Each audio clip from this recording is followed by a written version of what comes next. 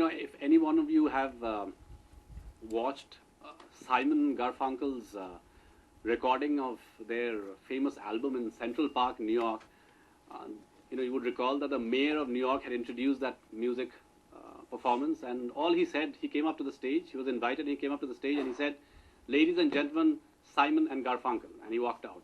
And for a long time, that was the yardstick that I thought was to be for any introduction to any lecture or any event. But today I'm going to fall way below that measure that I had set myself, because I want to introduce, it's an attempt actually, so in a way it's the first edition of what we want to have a series of lectures on internal security at IDSA. And to launch that first edition, we have a very distinguished bureaucrat, and what we just now tried to refine the word bureaucrat to something else, but he has a distinguished career in the Indian Administrative Service, Mr. G.K. Pillai. I don't need to introduce him. He chose this topic himself, Manipur, the way forward. Manipur, as we all know, is in a boil for decades. And to contextualize it, since 1st of August this year, the state has been paralyzed with multiple blockades. Last year, the state was paralyzed and choked by a 68-day blockade. Today, we've already crossed about 55 days or more. Hospitals run out of oxygen. There's no fuel. There's no essential commodities. Whatever is available is beyond the reach of common people. Manipur is probably one of the states in the country which needs far more attention than anything else in terms of internal security. And sir, now it's over to you.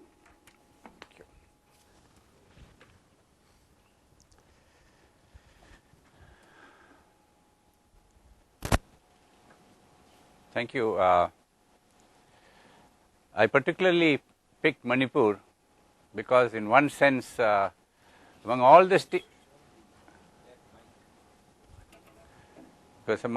states of the Northeast that I've dealt with over the last 10, 15 years, this is the state that in one sense has been perhaps the most difficult to crack, or difficult in one sense to understand. And to an extent, it's a state where I've had in one sense the least success also. And I thought therefore that it would be good to talk about Manipur, to try and what I would put it as understanding Manipur. Because today many of us have forgotten that Manipur not only was, as it once described, as the Switzerland and of India, it's a kingdom with a great ancient history, which most people have forgotten. The Meitei kings, their history literally in chronicled down for centuries. And when they came to the position in 1947, I will not go with the history itself, it's a fascinating story about this country. And I put the country as Manipur as a country, and I'm going to put it that way. That when it came in 1947, it was a princely kingdom. British rule was there, the British agent and all had been there, but it had its first constitution. It was, even the J&K constitution came later, but Manipur had the constitution even before India had its constitution. And they had the first Manipur assembly elections in July 1948, and seats which were there were under the proportional representation, general category, then the Hill, and then Mohammedan. It's a very surprising thing that you will find that you have Muslims in Manipur, and there's a history behind how the Muslims got settled in Manipur itself, again from the Ahom kingdom, and they're coming in from Assam. And they had 2 seats for educational and commercial interests extra. You can see that sort of, so you had 38 plus 18, 56, 3 for the Muslims or the Mohammedans as they were called that time, and 2, so 61 seats, and the assembly was in place when India became, post-independence, and before, in fact, what I would call as the accession or merger took place. We had the first problem, or the first controversy came over the Maharaja's accession in October 1949. Many Manipuris or Maithis believe that the Maharaja accession was not proper, that he was forced. And there is the very famous, at least, is that Vallabhbhai Patel's famous remark when people told him that the Maharaja of Manipur was not signing the accession depend, he said, "Is there not a brigadier in Shillong?" This is part of the folklore in Manipur today, and where you've seen that in 1962 when the Chinese invasion took place, and then Jawaharlal Nehru said, "My heart goes out to the people of Assam," and they've never forgotten or forgiven Jawaharlal Nehru for that statement, which they said that gave the impression that they were abandoning Assam to the Chinese. And this is again "is there not a brigadier in Shillong?" That statement is something which is part of folklore in Manipur. And I think what really happened, if you look at, I think for people in Delhi at that time, and I'm only trying to, because I don't think there is any, I've tried to see a lot of study on some of the original records of that time. I think they were so busy with the partition in terms of the influx which came in from Pakistan, and I would put it as the Jammu and Kashmir issue, that the northeastern states literally became what we would call as peripheral states. They were not paid too much attention. And therefore, a lot of action was taken, which today in hindsight, I think in the first 10, 15 years, if you could go back and rewrite what you did that time, I think almost 75% of the problems of the Northeast would not be there.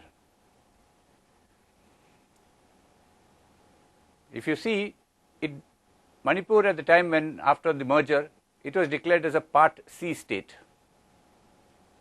And it was administered by a chief commissioner with an advisory council comprised of the Manipur Congress and others. And I think the first shock, if you want to put it, Manipur, I sometimes use it, and you might like it. My talk today will be very highly focused upon, in fact, in one sense, the Maithis, because it's the Manipuri kingdom is in one sense a Maithi kingdom, but it's Manipur as such. It was one of the, I think, the real shock from which they've in one sense never recovered. You have to remember this: a country, unique history, a tremendous culture, a very proud people, etc. And then you suddenly make them with a constitution, assembly, king, etc. And overnight they become a Part C state administered by a chief commissioner, nominated by the government of India. The first chief commissioner lasted only 3 days. He lasted only 3 days. He insulted the then Maharaja.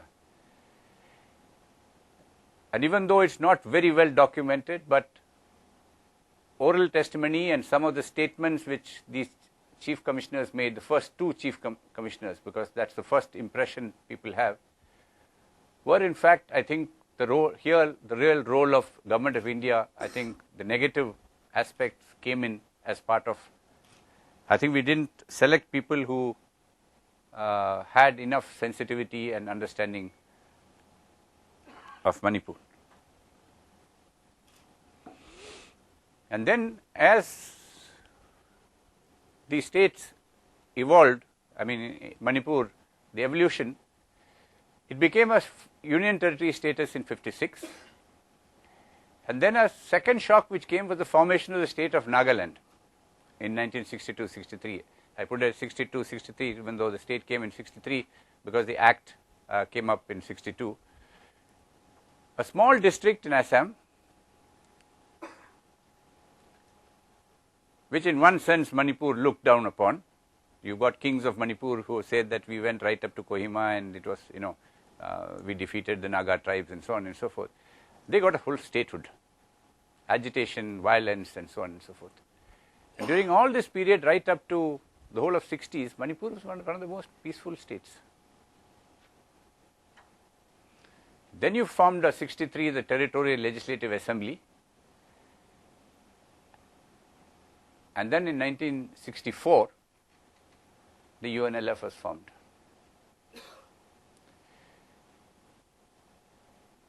The importance of 1964 is that UNLF, I think, in one sense was formed, and I think even today, and I will substantiate that over the period when I talk, the Meitei insurgents groups were all formed to defend the territorial integrity of Manipur. The Meiteis felt that they had no confidence in the government of India defending Manipur's territorial integrity, and therefore you will find that in 1964, after UNLF, and then you had PLA, and you had all sorts of groups which we'll come into later, and that is why you will find the significance of the Meitei insurgent groups and the hold that they have upon the administration is very, very thick, very close. They got full statehood, agitation, burning, violence, bunds, etc. in 1972, and then it took another 20 years of agitation before it finally, the Manipuri language was included in the 8th schedule in 1992. The Manipuri psyche, in one sense, if you want to put it that way, or if I put it sometimes bluntly as sometimes the Meitei psyche, because the psyche of the tribals and the hill tribals is slightly different. They never recovered from the shock of the kingdom becoming a Part C state and subsequently. They put it very sort of bluntly. I've said it a number of times openly. We've heard of people getting into depression. I think the Manipuri collective psyche is a collective depression. They haven't recovered from that because we've really not looked at the state in that sense. They just wanted to give you this particular background, because if you do not understand this background and if you are not able to look at it and move forward, understanding this as the basis or the foundation on which the current situation is, we'll never be able to move forward and we'll always end up with roadblocks. Look at Kangla Fort, occupied by the Assam Rifles as a part of the British when they came in, and Assam Rifles occupied Kangla Fort. For any basic student of Manipur history, the significance of Kangla Fort for the Meitei psychology or the Manipuri psychology in one sense is immense. I remember when I was in 96, when I had come as JSNE and reading about history of Manipur, any number of books, and all the reasons were given were the standard reasons which we would give in any other case. You know, if today you said Red Fort is to be given away to somebody, you will say, no, it is meant what? Within few weeks' time, the ministers will parcel out and real estate development and all that land will be sold away and so on and so forth. Very strong arguments by the Ministry of Defence and Assam Rifles. It should never be given away, it will all be sold out, it's a real estate. I still remember people telling me that, this minister has already sold off, 3 acres of Kangla Fort and 2 acres of Kangla Fort and so on. And you can only say that because you have no idea of Manipuri history. And finally, almost a decade when it was finally handed over, as 10 years have almost gone by after it's handed over, and if you see the Kangla Fort today as it is, you can see in the psyche, I don't think any government in Manipur which even dares to think of even giving away half an inch of that land will not last a day. I mean, that is the importance of understanding the history of Manipur.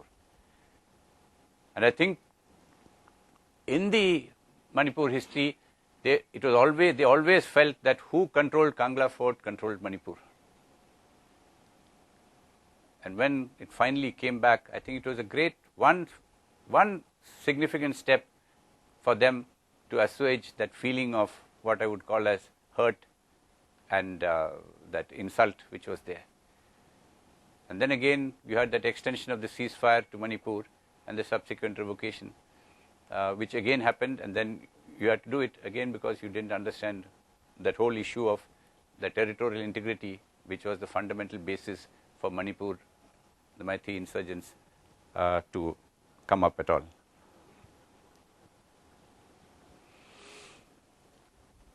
Now, because I've talked so much about Meiteis and you've got the hill tribes and so on, I just thought I'd just give you a few minutes on the Meiteis themselves.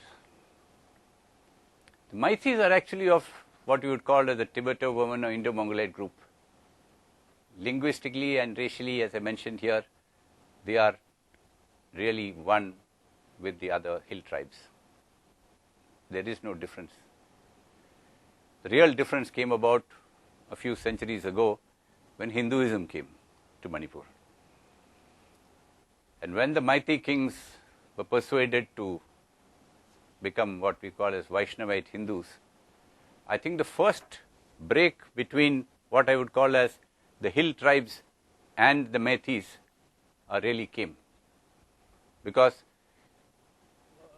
to an extent you brought a little bit of that Hindu distinctions, caste distinctions, exclusivity, untouchables, and so on and so forth came in as part of this. I think the real important thing is that while Hinduism came and they were adopted by the ruling class, Meiteis do not have any class system. They don't have Brahmins. They have slightly, you can call it people who are slightly, but they don't have that untouchability and that's in the entire Meitei community at all, which is in one sense a thing which throwback to the fact that in the tribal milieu in which they came from, there was equality among all. And therefore, the Hinduism that came had all Hindus were equal. They did not have untouchability in that. And therefore, you see when I'm just giving, many of them are well documented in the when Maharaja Panaiba, who was known as Garib Niwas, and you had even today when you have the Hiyang Tanaba festival, the Nagas of Michael village are given priority in the royal procession. Why? Because the Nagas of Michael were the ones that the king was brought up in that Naga village. Or you look at the coronation ceremony of the Manipuri kings, you always have the kings and queens coming in the costume of the Naga community.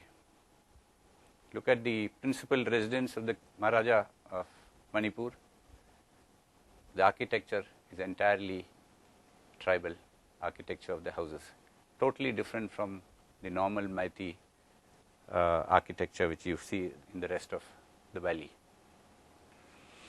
And just the next Maharaja which came, Maharaja Baige Chandra, Jai Singh, or you call it Chingtam Khomba.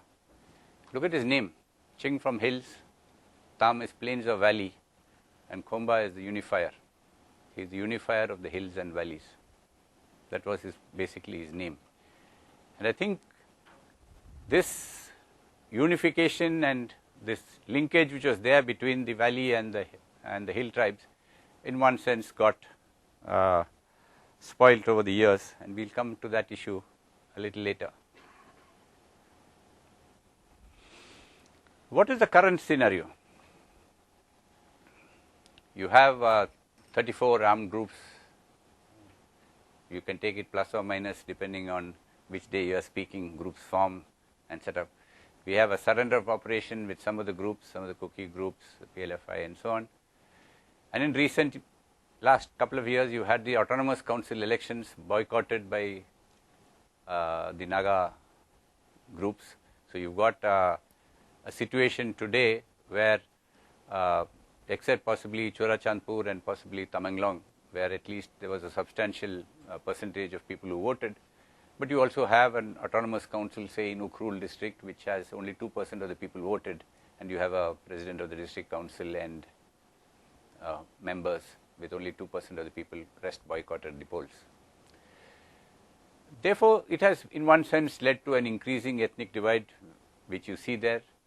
We've got now the head of the UNLF, Megan, is in custody. He's in Guwahati jail.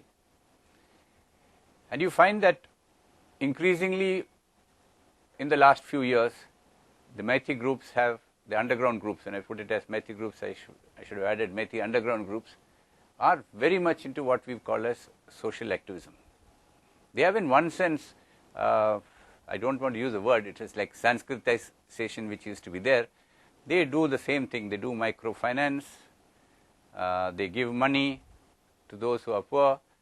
They also invest we've got number of health hospitals, private clinics and so on and so forth are all funded by the Meitei underground groups. Why I put it again, Meitei underground groups or the overground groups, there is hardly any, the linkage is so obvious in one sense, if you want to put it. If you have the DGP of police, his very close relation is heading one underground group. You have the chief minister's brother-in-law will be in the underground group. There is a minister, his nephew or his cousin is an important functionary in the Meitei underground groups. It is that close. There is no difference between the government and the underground, because I still believe that it is because they all believe that they are all there finally to protect Manipur's territorial integrity. Then you had the highway blockade, which was mentioned earlier. You got this blockade by the Naga groups, and now you've got the Kuki groups doing it this year.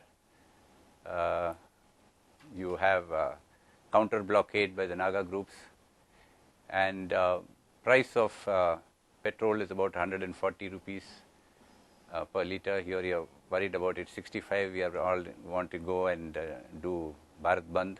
It's 140, nobody is bothered. LPG is about a little over 1,000, 1,200, etc. Last year it was 2,000. And it has become so accepted that today people come, I was there in Manipur less than 2 weeks ago, people come and park their car at 5 p.m. in the evening and come back the next day. And I don't believe that the question really is of shortage of petrol or diesel. We've got 18 days stock. In the normal, if nothing was there, you had enough capacity for 27 days stock. Nobody stocked kerosene for 1 year or 2 years stock. It's not there because of all the underground capacity. You have 18 days stock. This has now become a huge racket. It's a racket because any one time there are young boys and girls who are willing to stand in the queue. And whenever you want petrol, they are willing to exchange their place. You pay them 80 rupees a day. So you pay 80 rupees and you can jump the queue.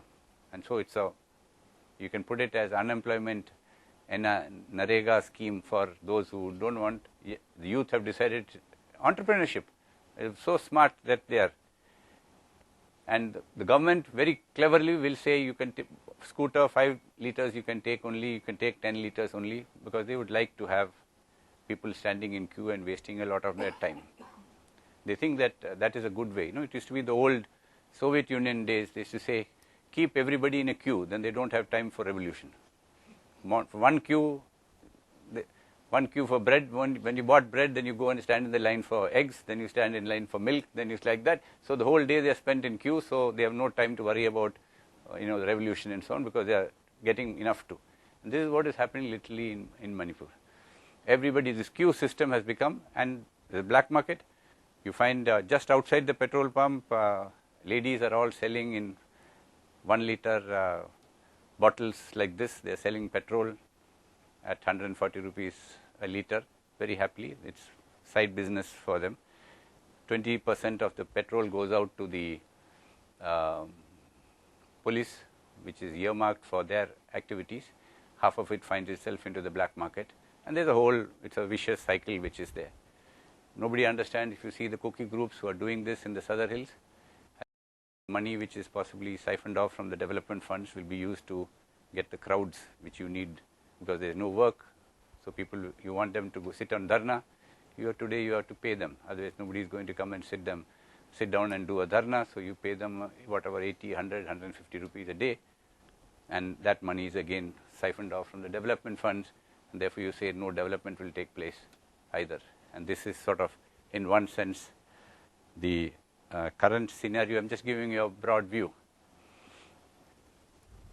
And I'm talking about what is the central political perspective as people look at it.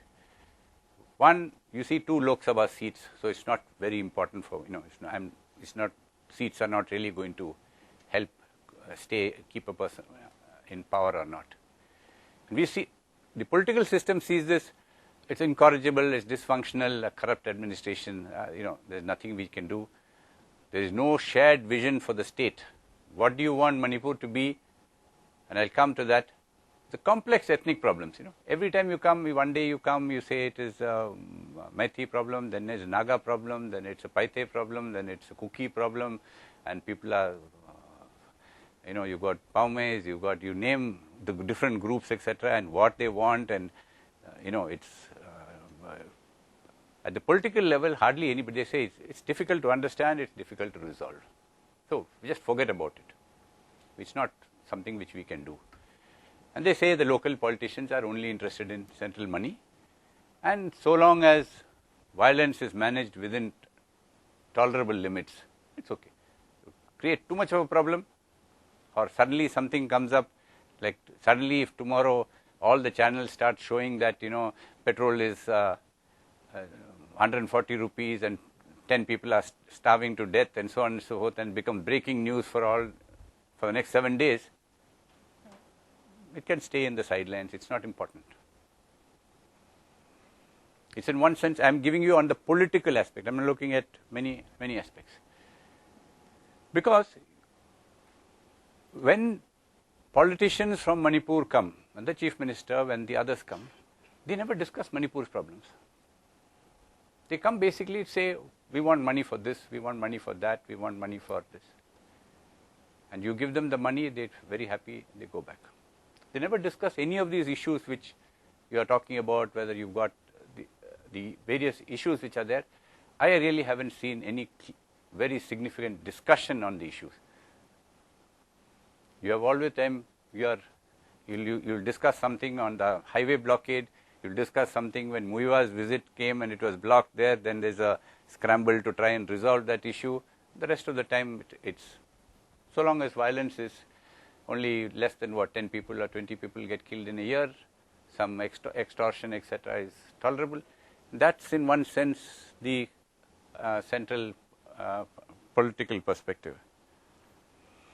Look at what's in the state political perspective. What are the state MLAs, state ministers and other things? They think the center doesn't understand it. Very little understanding of what Manipur's problems are. And the center believes, from their point, center believes money will solve all problems. I'm not going into old issues where, the stories which came that, Bhutta Singh flew down with bags in the Avro aircraft and so on and so forth, and money went and governments were toppled and so on and so forth. There's a whole history of what they would call. And the center plays one group against the other, so center is high-handed, arrogant. The center has neglected state's core problems. And I think in the state's core problems, I'll mention some of them. I think one of the key problems, when I come to one of the way forward, I'll mention that. And the center is a good money source. Center gives enough, more than enough money, that gives them enough to be able to, what I would call as, for them to look after themselves as the political class, bureaucratic class, and it also helps them to keep the insurgents happy, because the insurgents get their share of the money which they cycle back into the system. You've seen when the UNLF, you've seen Megan's arrest leading to the fact that he had restaurants, he had shopping malls, he had other things, everything else running in Bangladesh and so on and so forth. So we even had, I think, one of the, it was a DHT group person who had, of all places, he had paid $60,000 upfront to Sheraton hotels and had a stay, which if you pay $60,000, I didn't even know that till If you pay $60,000, they give you a card which entitles you to a suite in any hotel in Sheraton all over the world. So when some of these insurgent groups you think that are small, struggling for survival and so on and so forth, they think very big. They like, some of them were caught in Bangalore in a massage parlors and so on and so forth. They look after themselves quite well. So it's a different, world altogether. I think now that I've, in one sense, put it together in one sense of, I put it a little negative scenario in terms of all this. I think there's a whole series of what I would call as things which are changing. And I'm indebted to this to my batchmate Falguni Rajkumar. He's put it in his book. He put this Bob Dylan, The Times They Are Changing. And he says, please come gather around people wherever you roam and admit that the waters around you have grown. And accept that soon you'll be drenched to the bone. If your time to you is worth saving, you better start swimming or you'll sink like a stone. And his last line is again, for the times they are changing. And I think today you see that I think there is a churning process over the last 50, 60 years which has taken place. The youth, in one sense, the thinking is quite different. If you look at in many areas, especially in the hospitality industry and so on, a whole pile of people from Manipur have gone out. Particularly from the hill tribes. You go to Bangalore, you can see any hotel. There's no hotel which doesn't have a Manipuri person in the hotel. I've actually visited one of the restaurants where, except the owner who is a Karnataka person, everybody from the accountant to the cashier to the right down to the chef, cook, waiters, waitresses, etc., are all from Manipur. And they're all they're just saying, we wait for another 2-3 years, we're learning the restaurant business, we'll either buy out this guy or we'll set up our own business. That is the outlook which is coming. And I just thought the times they are changing in one sense is really, it's changing because a lot of things, but you also realize that there's a helplessness to many people who cannot, in one sense, get out. And they are then really sucked into the system. I mean, there are, I think, today, if I'm not mistaken, there are from Ukrul district, Tankul, there are about 10,000 of them in Delhi alone. 10,000. 1/3 are in government service, 1/3 in youth, and 1/3 working in different aspects. And if you look at what is the way forward, I think the real challenge for us is understanding, empathy, sincerity, respect in the dealings. As we will look far too much at what we call as the money. Come, give more money, give more, give one more central university and so on and so forth. And we don't realize that sometimes giving money only creates sometimes more problem. I just give a classic example of Jammu and Kashmir. They wanted, there's a state university, and you first came up and said central university. And we argued in the Home Ministry for a long time, don't give a central university. We said, just strengthen. You were giving 1,500 crores for a central university. We said, give only 500 crores. That would be enough to make that state university a really top-class university. But you started with one central university, then Jammu wanted another. So you had to finally give 2 central universities. And what happened? You 1,500 crores and 1,500 crores, so 3,000 crores. And when these universities come, what happens? The teachers from the state university will all migrate to the central university. And your state university then disintegrates. And that will be another source of resentment. Because, you call it by a very proud state university and then you finally make it useless by putting 2 central universities. So these are some of the impact which comes because you don't understand, you don't think through in one sense what are the problems. And you have to involve all communities. You have to involve because today we talk to 10, 20, 50, 100 people, politicians, some MLAs or somebody who comes. And the rest of the people who are down below, because there the communities are so strong, we never talk to the community leaders in the villages and so on and so forth.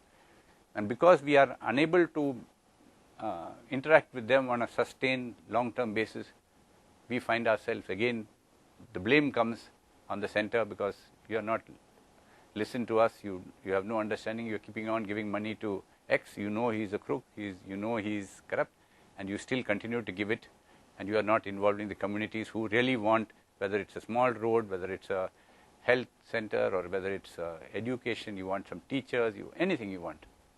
And there's a lot of community action which is taking place at the grassroots level, but it's limited role because they don't have the real backing, because you've not had decentralized administration really going into the field.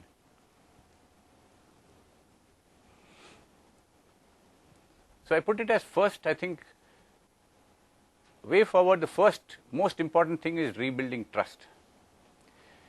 And when you say rebuilding trust, I said there are certain things which, what I called as the core issues, which you have to deal with those. And if you don't deal with these core issues, you will always find you come back to square one again. And the core issues will be, I put it, and it's not something I put apology, regret by the PM at the mistakes made in the past. I think this is important, because in the Northeast, people, in their psyche, they feel that there is a certain sense of injustice, and you have to meet that, and you have to say that yes, it's something that happened in the past, we made the mistake, they are willing to accept that. But if you are not willing to say, and you just say, no, all I did, everything was right, you will never move forward. And that is why the trust, and I think it is the apology. People have come and said so many things which happened, we made, had the mistakes made in the past. Whether it's, right from the merger agreement to the fact that the state was found much later, to the fact that the language agitation, to the Kangla fort having only been given to them in 2000, and so on and so forth. It's worth saying that yes, we made the mistake. I think the people from in the area will forgive you. Repeal of the Armed Forces Special Powers Act, I think it's long overdue. It's not because of anything else. The Justice Jeevan Reddy committee said, after all, what the army says is, if you want us to operate, we need protection, otherwise we can't operate. Please give them the protection in a different way. You don't have to give it in the Armed Forces Special Powers Act. You can give it in some other act, you can call it a different name, etc. But just repealing the Armed Forces Special Powers Act will have psychologically, it will have a major impact.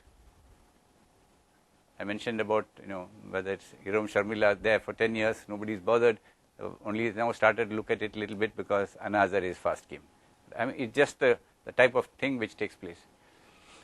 And looking at harmony between the various ethnic groups, there are very small issues at each level, and you have to look at each small. And we've done this. I'm not getting into this because I know I'll need hours and hours to this, and I'm not saying that any of this is something totally new.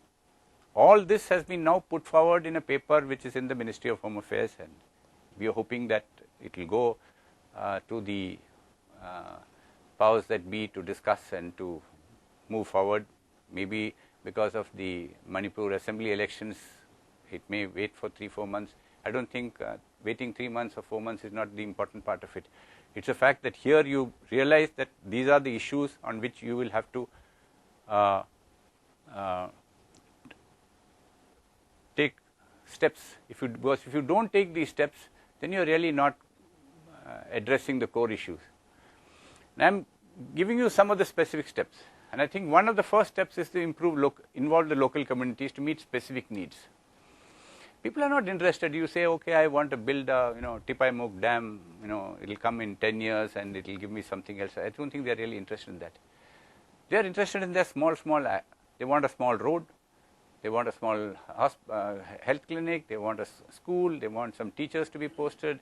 These are the small aspects on which you have to take steps. And these are all now very well available. Whether it's, you take village by village or district by district, you've got a set of 10 or 20, 30 things on which each district you can take action. I think if you involve the local community and you meet those specific demands, people will then start believing they'll trust you. Because when I went to Ukrul and we did one of these development seminars and they followed, came back after a month.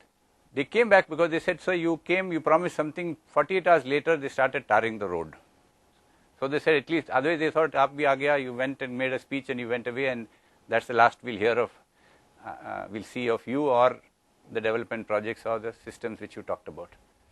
Small things which affect local communities, and there are a whole pile and list of them which are available, and we need to get those done. And improving connectivity. I'll talk about air connectivity. I think today, possibly other than Assam, possibly Manipur, Imphal is possibly well connected. Many people are not aware, there are about 13 flights a day to Manipur. All flights are full, except possibly the evening flight by Air India is possibly the one which has some seats available. But you can see that and it was not there 2 years ago. And getting these flights in has, to one small extent, removed that little bit of, the distance has gone away. Because you can come from Delhi or you can go and come back in the evening, literally in the evening to Imphal. And I think that makes a difference. Rail, it's something which in 1996 when I went with Deva Gowda and we did this 7 states yatra, and I still remember I'm telling him that except for Assam, there's 10 kilometers of railway line in Tripura, and Manipur, what remains today and in 96 remains the same. You put 1 kilometer into Manipur, set up the Jiribam railway station and announce in Parliament Manipur is connected by railway. And I put it, and I keep it very strongly, it's like saying to UP, I crossed the Yamuna and put just beyond Mayur Vihar, I put a railway line, and I announced in Parliament UP is connected by rail. Neither the Taj Mahal, nor Agra, nor Lucknow, nor Varanasi, nor Kanpur, nowhere else you connect. What would the people of UP feel? Are they going to give you a shabash? And this is exactly 60 years after independence, there's only 1 kilometer of railway line into Manipur at Jiribam railway station. That's it. 60 years has gone by. Today, I think this was 6 years ago, inauguration of Jiribam to Imphal, at least the state capital to be collected, sanction was given. We hope by 2014 to 2016, that 100 kilometers, 100 and odd thing would get completed. But it should have been done decades ago, and it's still taking long because it's the lowest priority for the railways, and you have all sorts of problems. Nobody wants to be posted there. A contractor can be given, and somebody goes and puts an extortion notice to the contractor, and he runs away, and then you re-tender and so on, and it will go on for another. So, if building the railway line to Imphal and then from Imphal down to various other places, to Bishnupur, to up to Moreh and so on and so forth, is in one sense very critical. And then road. Because air was hardly there, rail was non-existent, the only connection is by road. And both NH, the old 39 and 59, or today, for those of you who don't know, it is now called NH2, and now it's NH37. I'm not even sure why they changed all these names.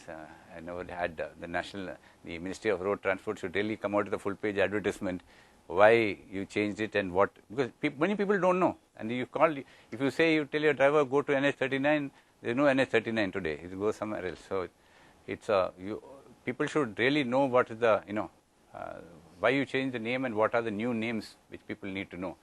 And I think this connectivity, which is so important in these areas, because this is the lifeline. Whether they can take out their produce, whether they can move, take people for hospitals, and when emergency takes place. Even today, you have areas where, in subdivisional headquarters, if you fall ill, you have to be taken literally by stretcher for almost half a day by walking, and then to a nearest road from where a Safari, Tata Safari or an Innova will take you to the hospital. And by that time, most people have died. And it's especially important for women who delivery and pregnancy and so on, we find any number of aspects. and then a sports package. And I call it a sports package because Manipur, in fact, is, I don't know, when the last national games, I think it came second in India. It's got one of the most talented sports people, whether it's boxing, football, and so on. I think the women's football team, I think 9 out of 11. India's football team, I think 9 out of 11 is Manipuris. And they've got such talent in sports that it's a wonder that we've not really been pushing, and sports ministry has not been, because they're meeting even you've got, world championships in many things. Forget about Mary Com and others in so many other sports, especially in the unarmed combat and so on. They're world champions.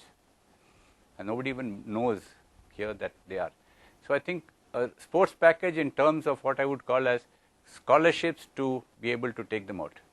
If you can take them out if you give a scholarship of 4,000 rupees a month, as a sports scholarship, many of them will study and they will also pick up these sports. And then the tourism package, which again, we see this in terms of it's one of the areas where a lot of employment is created. And so long as you have unemployed youth and money flows into the hands of the insurgents, your own money, the insurgents will pay them 3,000 rupees and they'll go underground. You can't give everybody a government job. You can give any amount of adventure tourism. You've got any other type of sports in the Loktal Lake. You've got any type of water sports and so on can be done. Gives a tremendous amount of boost. That's again something which will give employment both in the, and you don't need 5-star hotels or 3-star hotels. You really need small, 3-bedroom guest houses and at different points, because there's nobody going to stay there for weeks together. People will come for a day, 2 days. So you really need at every little village, you just need 2 to 3. Something which is actually being done in J&K now slowly, and I think it's possible to bring that in to the Manipur and the northeast. Skill upgradation is important. Moray and the trade with Myanmar, which is equally important, which is it is more psychological, because for Manipur the ties with Myanmar or Burma has always been there. The Kabau Valley, they always feel was theirs. They have families and relations who are still across the border, and it's something which, I don't know whether any of you have seen Mandalay Fort. If you see Mandalay Fort and you see Kangla Fort, they're identical. Identical, except for the size. One is slightly smaller, but otherwise they're identical. Exactly. That was the same architect had built it. And greater autonomy for the hill districts. I think within the territorial integrity of Manipur is enough scope for giving greater autonomy for the hill districts. For the first time, some element of elections were held after, I think, 26 years or something. I don't know, 84 was the last election. Then now, the so-called even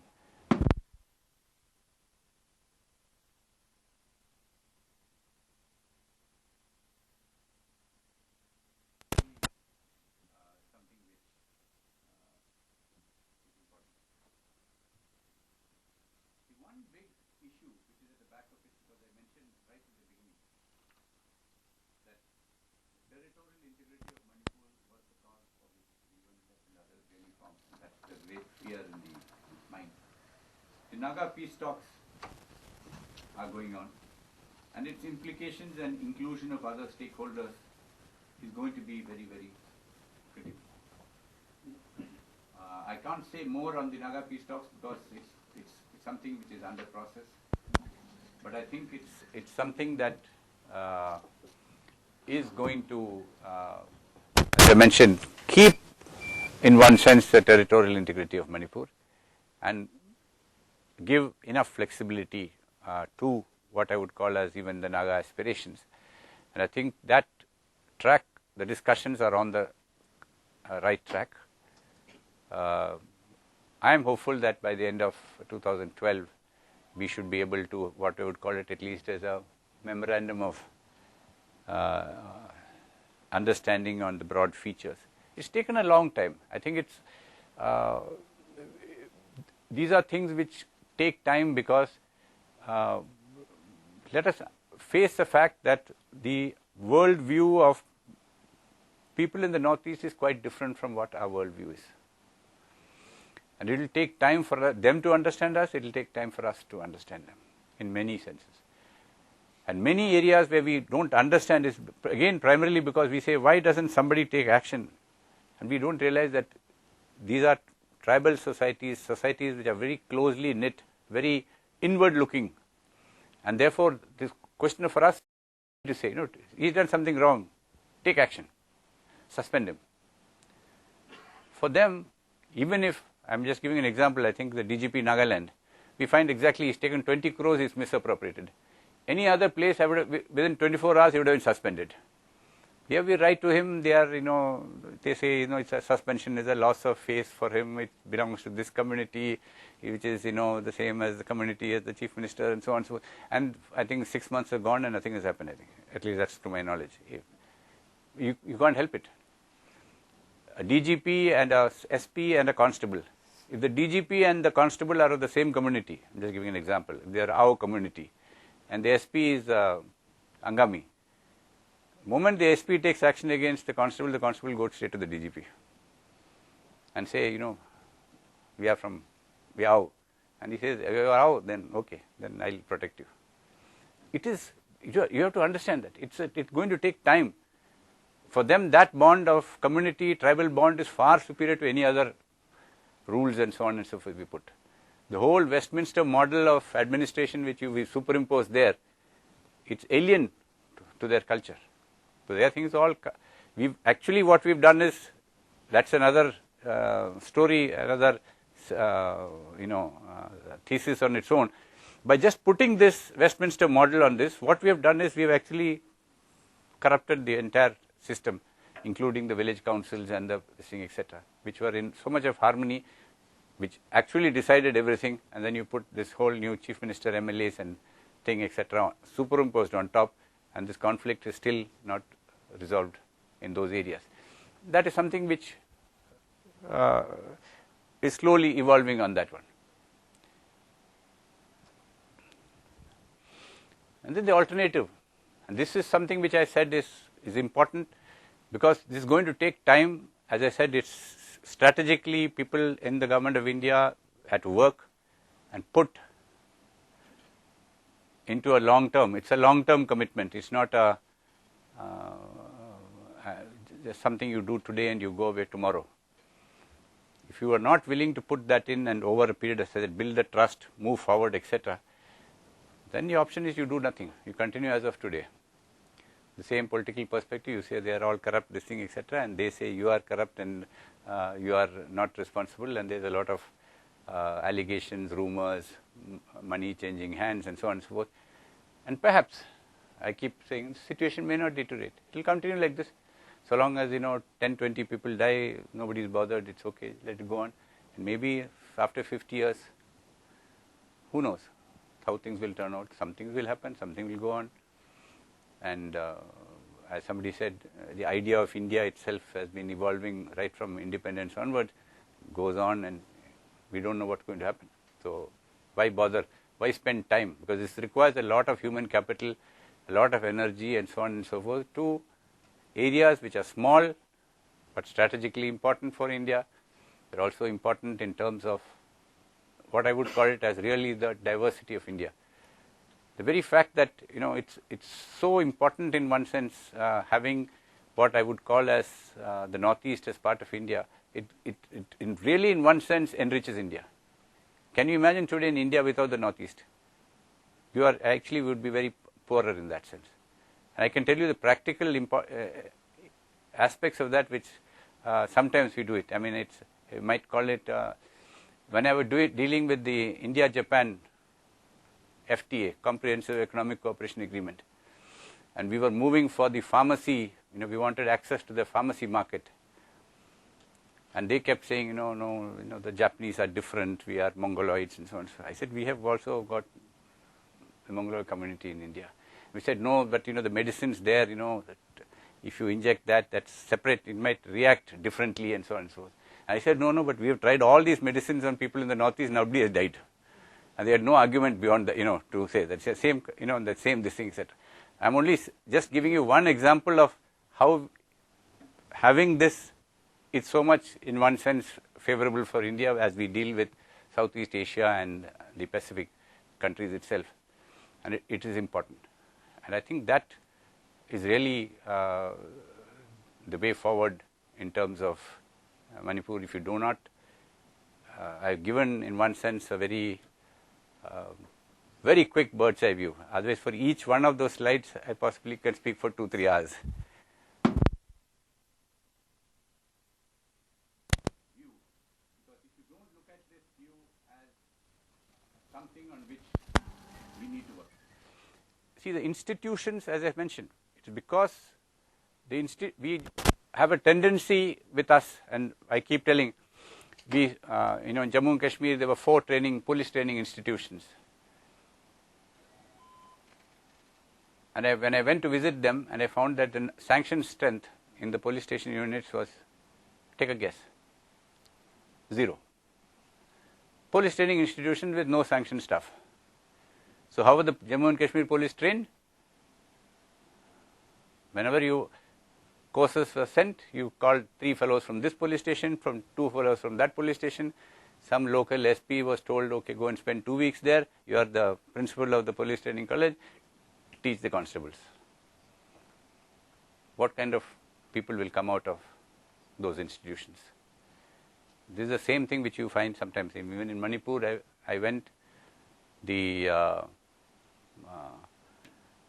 Manipur Police Training College, I think it had about 1,200 people and it had, I think, 4,000 plus people being trained. Every single classroom became a barrack. And all of them were being taught in the old Guru Parampara, this thing, they were all being taught in the open, under the trees. Lectures were being given under the trees because got suddenly 4,000 people had to be recruited, no training institutes, and so on. And I remember, I think, my great friend Ajay Sani, you saw that article, he says, why can't you do, why does it take 8 years or something to expand from 1 lakh to 2 lakhs? And I said, it's because people don't understand. I have to acquire land, that's a problem.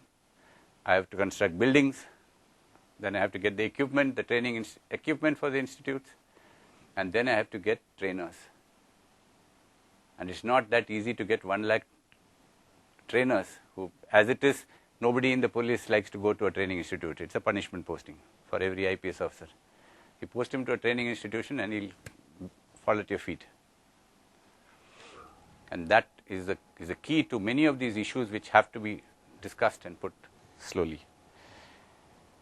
And I'll stop here. That's basically it.